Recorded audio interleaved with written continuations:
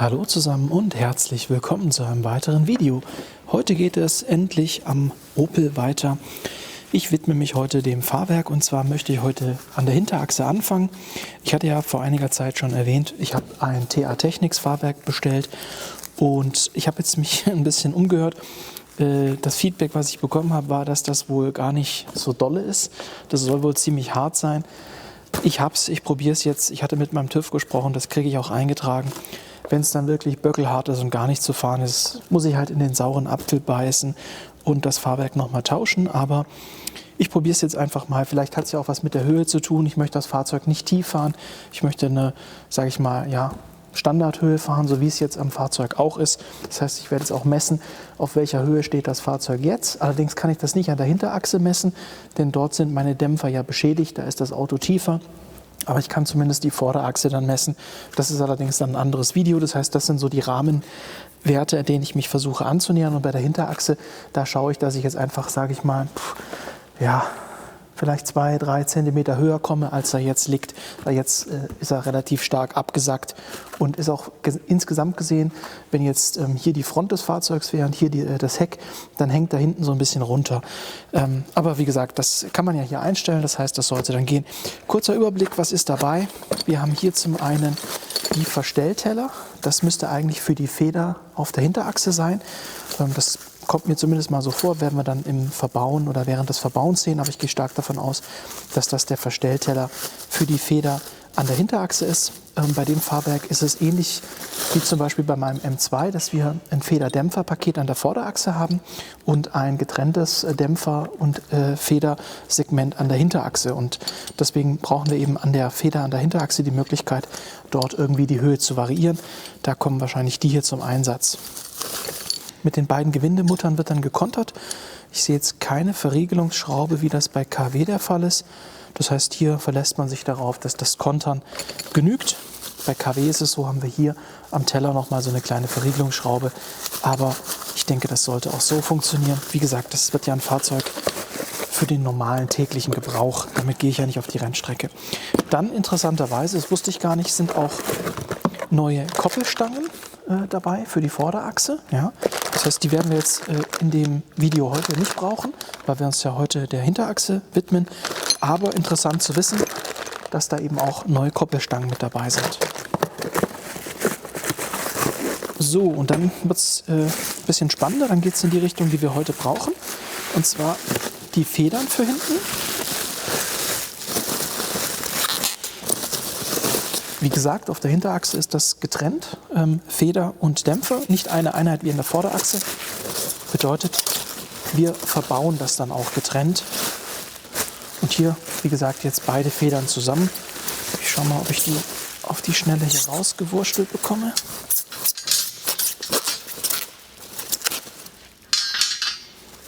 Ja, so sieht die Feder dann aus. Und wie gesagt, ist eben für die Hinterachse. Die brauchen wir heute, das heißt, die lege ich mir auf jeden Fall mal hier zur Seite.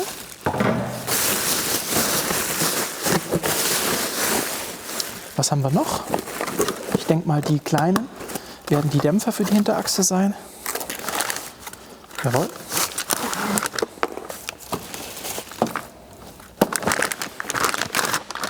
Haben wir hier also den Dämpfer für die Hinterachse, wird dann hier unten verschraubt am Achsträger und höchstwahrscheinlich auch hier oben. Muss ich im Kofferraum gucken dann gleich, aber schneide ich euch dann in den Zeitraffer, wenn ich das tausche.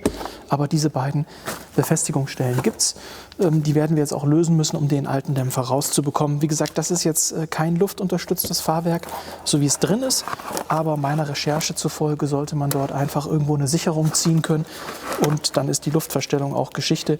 Zudem funktioniert die Luftverstellung bei mir ja eh nicht. Also vielleicht muss ich auch nicht mal die Sicherung ziehen. Das heißt, die brauchen wir auch. Lege ich mir also auch mal zur Seite. Und da haben wir den zweiten, auch für die Hinterachse. So, und was jetzt noch übrig bleibt, sind 2 Kartons für das Feder- und Dämpferpaket für die Vorderachse. Zeige ich euch einmal der Vollständigkeit halber, gehen wir dann aber im Detail auch noch beim Video für die Vorderachse drauf ein. Haben hier also ein Federdämpferpaket, auch natürlich in der Höhe verstellbar, allerdings nur in der Höhe. Also hier können wir jetzt nicht irgendwie die Härte oder Zug- und Druckstufe oder was auch immer, Low, High Speed, kann man hier alles nicht einstellen.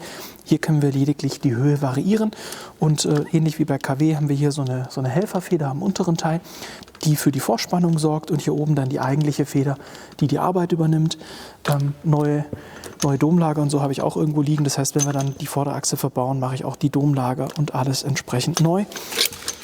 Außerdem ist natürlich auch ein Werkzeug zum Verstellen mit dabei. Das nutzt man dann, um eben hier diese Teller einstellen zu können, beziehungsweise um dann nachher eben mit Kraft das festzuziehen, damit das nachher sich nicht löst. So, dann packe ich das mal wieder ein. Also insgesamt muss ich sagen, finde ich es sehr professionell, sehr hochwertig verpackt, dafür, dass es wirklich nicht viel Geld gekostet hat. Ich glaube, das Fahrwerk hat mich 250 € gekostet. Also Preis-Leistung, zumindest rein optisch erstmal in Ordnung. So, jetzt habt ihr erstmal die groben Infos und jetzt hätte ich gesagt, widmen wir uns der Thematik am Auto. So, jetzt sind wir am Auto und ich habe schon ein bisschen losgelegt, damit ich ja nicht komplett sozusagen das Ganze in die Länge ziehe und habe jetzt an einer Seite schon angefangen, habe hier schon alles ausgebaut, auch unten gereinigt, zeige ich euch gleich. Das muss jetzt ein bisschen trocknen und die Zeit werde ich jetzt nutzen, um euch ein bisschen was zu erzählen, wenn ihr das auch machen wollt, was ihr benötigt. Also als erstes würde ich euch empfehlen, so einen Fahrwerkseinstell-Werkzeugsatz. Das Ganze gibt es von KW, von Husky, was auch immer. Ich habe einen von Husky, einen von KW. Und dann braucht ihr, wenn ihr das nicht habt, eben eine Zange oder irgendwas, um sozusagen diese Nüsse zu ersetzen. Der Stoßdämpfer oben ist mit einer Mutter gesichert, zeige ich euch gleich. Und damit ihr die Mutter lösen könnt, müsst ihr den Stoßdämpfer halten. Und das kann man machen über so eine Nuss. Ich zeige euch einmal den Stoßdämpfer. Da haben wir den, das ist der alte, ihr seht, der hat es komplett hinter sich. Hier ist der Anschluss für diese Luftfederung, sage ich euch dann später aber auch nochmal was dazu. Hier kommt das ran, zeige ich euch aber beim Ausbau nochmal im Detail. Und worum es jetzt geht, wenn ihr den lösen wollt, dann habt ihr hier oben eben entsprechend einen Kopf und ihr könnt schon erkennen, dass der eben nicht komplett rund ist, sondern ja an den Seiten so abgeflacht. Und entweder könnt ihr da eine entsprechende Zange nehmen und das gegenhalten oder aber, was viel idealer ist, ihr nehmt hier so ein entsprechendes Werkzeug von KW, setzt die Nuss oben drauf, geht mit eurem Schlüssel hier unten an die Mutter ran und löst das ganze Ding. Ihr braucht, um die Mutter zu lösen, einen entsprechenden 16er Schlüssel. Den habe ich mir hier auch schon hingelegt, ich habe das ja schon gelöst. Also was ihr braucht, wie gesagt, so ein Kofferset oder eben eine Zange. Kofferset hauptsächlich wegen den Dingern. Ansonsten sind natürlich auch die Standardzangen und Aufsätze sehr hilfreich, wenn wir am Fahrwerk schrauben wollen, denn ihr braucht auf jeden Fall auch noch eine 21er Nuss, um die Stoßdämpferaufnahme unten am Achsschenkel oder beziehungsweise ja in der Nähe der Radnabe zu lösen. Also sprich, hier unten ist auch nochmal eine Schraube, die hier durchgeht und um die zu lösen, braucht ihr eben eine 21er Nuss oder eben so einen speziellen Schlüssel. Im Idealfall aber eine lange Verlängerung, denn die ist relativ fest, die wird dann am Ende mit 110 Newtonmeter angezogen, aber alles Sachen, wo ich später nochmal drauf eingehe. Also wie gesagt, 21er, 16er, dann braucht ihr zwei 13er, denn die Achse hat so einen, ja, wie sagt man da, so einen Höhensensor oder einen Sensor, der dem Fahrzeug mitteilt, wie hoch die Achse ist, weil es ja luftunterstützt ist. Und damit wir die Feder rausbekommen, müssen wir die Achse ein bisschen runterdrücken und dafür empfiehlt es sich eben, diesen Sensor auszuhängen. Dafür brauchen wir zwei 13er Schlüssel, weil es damit gesichert ist. So, und angefangen, wie gesagt, wird dann, oder habe ich hier oben am Dom. Das heißt, wir haben also hier so eine Schutzkappe, die nimmt man einfach ab und dann, wie gesagt, löst man das Ganze. Zeige ich euch dann im Zeitraffer, nur dass ihr es jetzt gehört habt. Wie ist das dann aufgebaut? Hier guckt dann in der Mitte die Stange vom Stoßdämpfer durch. Hier oben, wie gesagt, ist die Mutter drauf. Dann kommt so eine große Unterlegscheibe oder halt so ein Teller und darunter nochmal ein kleiner Gummipuffer. Das sitzt also alles hier oben da an dem Dom. Da ist auch ein bisschen blöd, bei mir ranzukommen wegen dem CD-Dinger, aber es ging irgendwie. So, und wenn ihr das dann alles geschafft habt, dann seht ihr hier schon ein bisschen Chaos. Ich habe auch schon ein bisschen wieder sauber gemacht. Das sind die entsprechenden Auflagen, die Gummiauflagen, damit ihr eben keine Störgeräusche habt. Das ist die untere, die habe ich jetzt schon gereinigt. Die werde ich noch ein bisschen mit Gummipflege benetzen oder halt einfach ein bisschen Gummipflege drauf machen. Das ist die obere, die kommt oben hin. Das ist die alte Feder. Erklärt auch, warum der so tief war. Das ist eine Eibach-Feder. Das heißt, der ist schon tiefer gelegt. Wir legen ihn jetzt ungewollt noch mal ein bisschen tiefer, aber das ist eben so. Wir können es ja jetzt am neuen Fahrwerk über die Höhenverstellung regulieren. Die kommt dann hier oben so drauf und lässt eben zu, dass man die Höhe entsprechend variieren kann. Zumindest müsste die hier eigentlich so drauf kommen. Da schauen wir dann auch gleich mal, wie gut das funktioniert. Ja, so und damit wären das sozusagen so die groben Teile. Hier ist übrigens noch die Schraube von dem Niveausensor, den ich abgeschraubt habe. So, und jetzt hier mit ein bisschen Licht. Wie gesagt, Feder habe ich raus, Stoßdämpfer habe ich raus.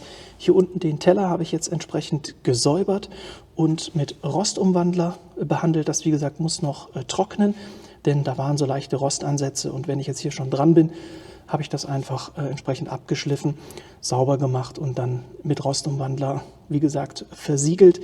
Ich habe auch hier die Achse so ein bisschen mit der Bürste gereinigt. Das wird dann nachher später, wenn ich den durch die Waschstraße fahre, irgendwann werde ich das ordentlich machen. Aber jetzt fürs Grobe habe ich das mal mit der Bürste vorgereinigt. Außerdem sehen wir jetzt natürlich auch, Bremsen habe ich ja schon besorgt. Ich werde mir jetzt auch neue Bremskolben besorgen, also neue Bremszangen, denn die hier will ich auch nicht mehr verwenden. Die sehen so kacke aus. Wer weiß, ob der Kolben hier noch sauber funktioniert. Da will ich kein Risiko eingehen, die bestelle ich mir neu. Scheiben und Belege habe ich schon. Das heißt, das wird dann auch noch gemacht demnächst. Und wie gesagt, hier hinten ist jetzt so eine Koppelstange an der Hinterachse. Die ist da unten eingehangen und dort habe ich sie auch gelöst. Seht ihr dann später alles im Zeitraffer. Der Stoßdämpfer selber, der ist hier unten verschraubt an der Aufnahme. Da kommt der Stoßdämpfer hin, aber auch das seht ihr dann im Zeitraffer. Jetzt habt ihr das, wie gesagt, so grob ein bisschen gehört, wie das alles funktioniert, wie weit ich bin. Und jetzt hätte ich gesagt, schicke ich euch tatsächlich in den Zeitraffer und wir bauen auf der anderen Seite alles entsprechend ab.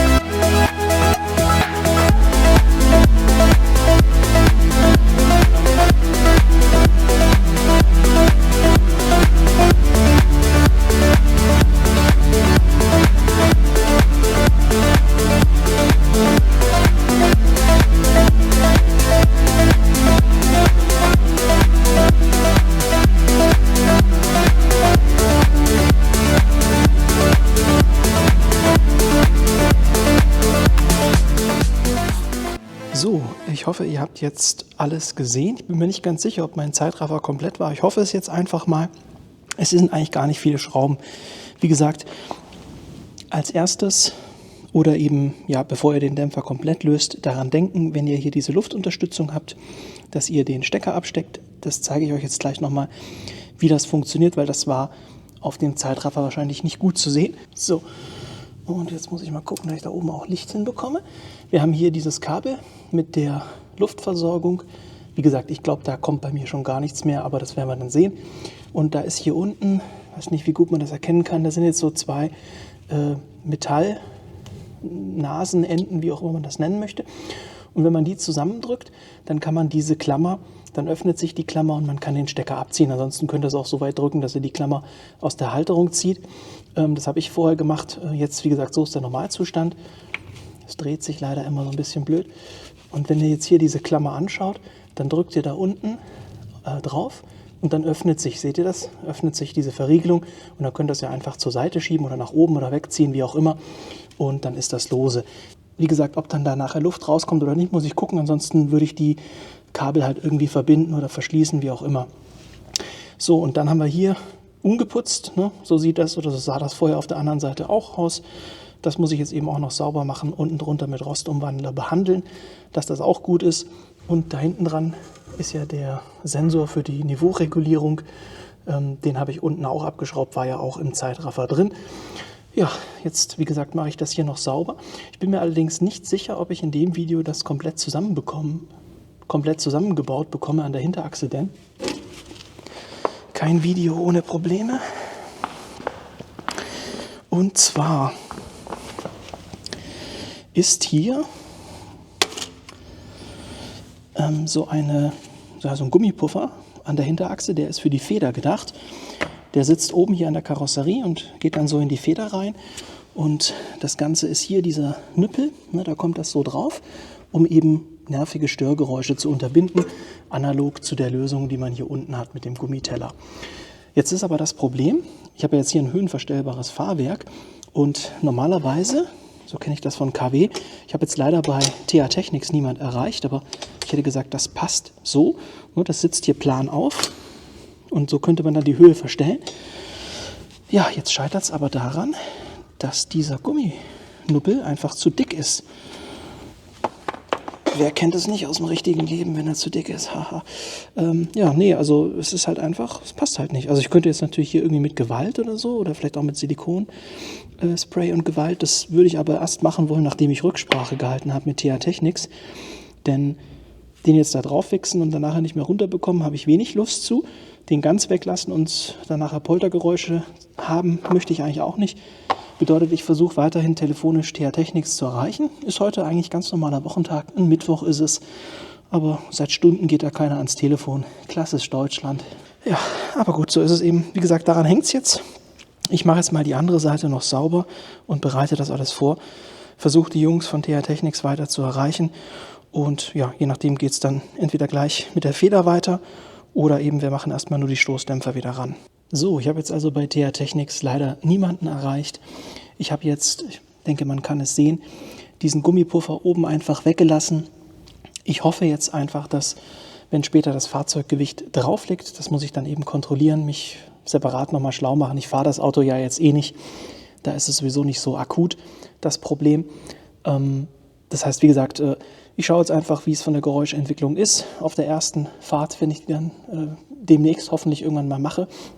Und informiere mich nochmal parallel, wenn jemand von euch das weiß, ob es da einen anderen Gummipuffer gibt für diese TA Technics Feder. Könnt ihr das gerne in die Kommentare schreiben. Wie gesagt, ich werde mich trotzdem nochmal schlau machen separat. Habe es jetzt ohne den Puffer oben verbaut, nur mit dem Puffer unten. Habe jetzt auch das mal auf relativ niedrig eingestellt. Das muss ich dann schauen, wenn ich das Fahrzeug ablasse, wie sich das verhält von der Höhe. Würde jetzt tatsächlich am nächsten Schritt einfach mal mit dem Stoßdämpfer weitermachen, dass ich beide Seiten komplett habe. Auf der anderen Seite habe ich gerade auch die Rostbehandlung gemacht, zeige ich euch nochmal. Und dann würde ich jetzt, wenn ich euch die andere Seite gezeigt habe, euch wieder in den Zeitraffer schicken und dann den Rest einmal zusammenbauen. Aber ich probiere es jetzt einfach so. So, und das ist jetzt, wie gesagt, die andere Seite. Hier ist jetzt die Feder auch raus. Ich habe auch wieder hier gereinigt und entsprechend das mit Rostumwandler behandelt, sodass das, wenn ich dann den Gummipuffer, den ich auch schon gereinigt habe, wieder hier drauf lege, dass das dann, es ist nicht perfekt, aber wenn man jetzt schon dran ist, mache ich das einfach. Das hilft auf jeden Fall, momentan ist es ja nur Flugrost, aber dass der einfach sich nicht weiter ausbreitet, ist das auf jeden Fall eine gute Geschichte. Wie gesagt, ich packe jetzt hier auch die Feder rein, packe euch dafür in den Zeitraffer, montiere den Stoßdämpfer, mache die Reifen wieder ran, befestige die entsprechenden Koppelstangen, wo auch der Sensor für die Niveauregulierung dran ist. Und dann lassen wir das ab und schauen mal, wo der dann so ungefähr steht von der Höhe, ob er dann ein bisschen höher kommt, weil die Eibach-Federn, also hier waren ja jetzt tatsächlich schon Tieferlegungsfedern drin, das war mir gar nicht bewusst. Die waren natürlich jetzt schon deutlich kürzer als die Originalfedern in Kombination mit der kaputten Niveauregulierung. Das kann natürlich nicht gut gehen. Und wie gesagt, wenn jemand weiß, wegen diesem Gummiteil, ob es da etwas schmälere gibt vom Durchmesser für das TA Technics oder ob man es dann wirklich ohne lässt. Bei meinem M2, wie gesagt, ist es auch ohne. Allerdings kleppert oder poltert da halt auch die Hinterachse teilweise. Also ist halt nicht mehr der super Komfort. Wie gesagt, lange Rede, kurzer Sinn. Ich packe euch jetzt in den Zeitraffer und wir puzzeln das hier wieder zusammen.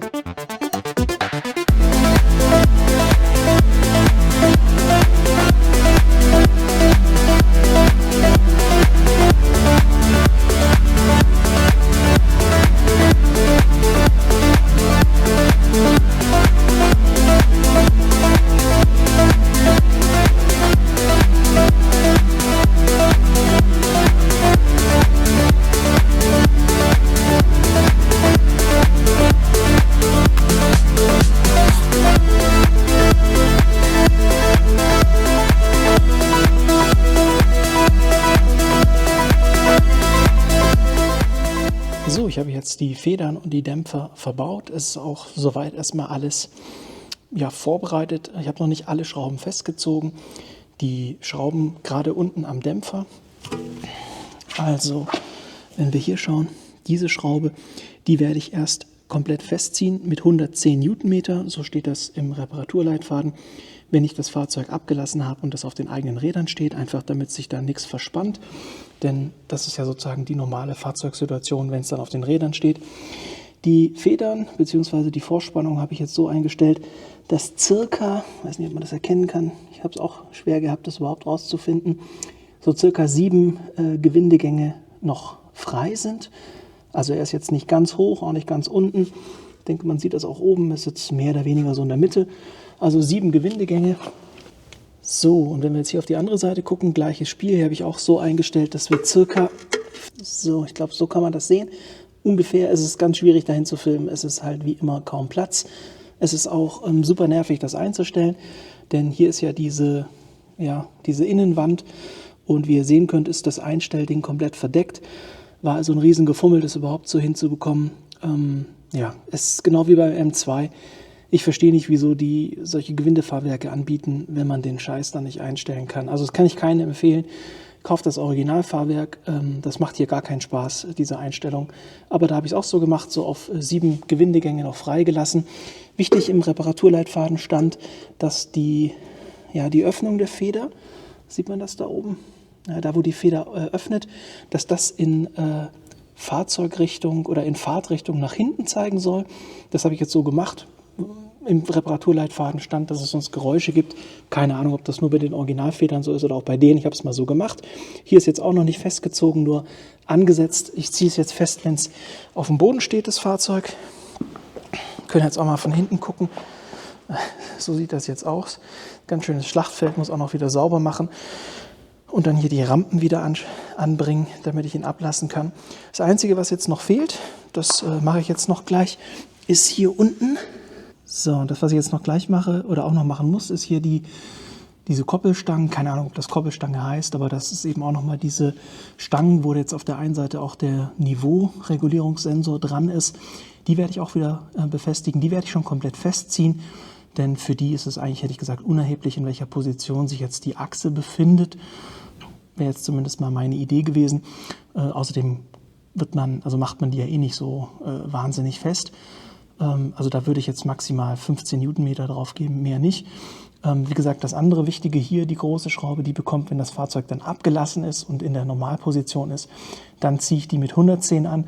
Oben am Dom merkt ihr einfach, wenn ihr das festzieht, wann fest ist, und dann würde ich es einfach gut sein lassen. Man muss es ja nicht übertreiben. Insofern bin ich jetzt erstmal mit der Montage durch. Ich mache jetzt noch die restlichen Kleinarbeiten, mache hier noch ein bisschen sauber und dann schauen wir uns mal an, wie das von der Höhe ist mit diesen so Pi mal Daumen 7 Gewindegänge, die ich jetzt eingestellt habe. So, ich habe es jetzt alles festgezogen. Ihr seht, ich habe hier mir solche Schaumstoffunterlagen gekauft. Da brauche ich unbedingt noch welche, denn das war jetzt echt trotz der Unterlagen relativ schwierig, unten an die Schrauben zu kommen. Also es ging schon, aber ist natürlich nicht komfortabel. Ich sag mal so 5 cm oder 10 cm mehr wäre schon nochmal eine Nummer geiler gewesen. Ansonsten, jetzt schauen wir uns mal die Höhe an. Ich finde es eigentlich also von der Grundhöhe ganz gut. Es ist wahrscheinlich ein bisschen zu tief, hätte ich gesagt. Also ich weiß es nicht, ich muss dann später mal in die Unterlagen gucken, wenn wir uns der Vorderachse widmen, was denn Minimum Maximum ist. Jetzt sind es von Radmitte bis zum Kotflügelanfang 34 cm auf beiden Seiten. Also ich habe das mit dem Pi mal Daumen einstellen erstmal ganz gut getroffen. Und wie gesagt, hier von der Radmitte gemessen bis zur Kotflügelkante sind es jetzt auf beiden Seiten 34 cm. Und ja, der Reifen küsst jetzt sozusagen die Kotflügelkante. Ich finde es eigentlich optisch ganz schön. Es könnte natürlich theoretisch auch noch ein Zentimeter oder so mehr sein. Ja. Aber wie gesagt, das Einstellen der Feder an der Hinterachse ist wirklich eine eklige Geschichte. ich würde dann einfach, wenn ich die Vorderachse mache, schauen wir mal gemeinsam in die Dokumente und gucken, ob da irgendwas steht wegen Höhen, ob das im Bereich ist, was der TÜV noch abnehmen würde mit den 34 Zentimetern. Und wenn ja, würde ich es erstmal so lassen. Ich muss ja dann ein Gefühl dafür bekommen, wie ist es von der Fahrqualität? Ist es wirklich so holperig und hart oder ist es eigentlich okay zum Fahren? Und wie gesagt, unten habe ich jetzt mit dem Drehmomentschlüssel hier, mit dem großen und einer 21er Nuss. So, mit dem Schlüssel habe ich, wie gesagt, dort die Schraube von dem Stoßdämpfer festgezogen, auf beiden Seiten, mit 110 Newtonmeter, so wie es in meinem Reparaturleitfaden steht. Und auch die, sieht man das jetzt hier, das ist der Auspuff da vorne, das sieht man hier gar nicht. Das, was vorher eben noch zu sehen war, sieht man es hier irgendwo? Ja, da am Eck kommt es.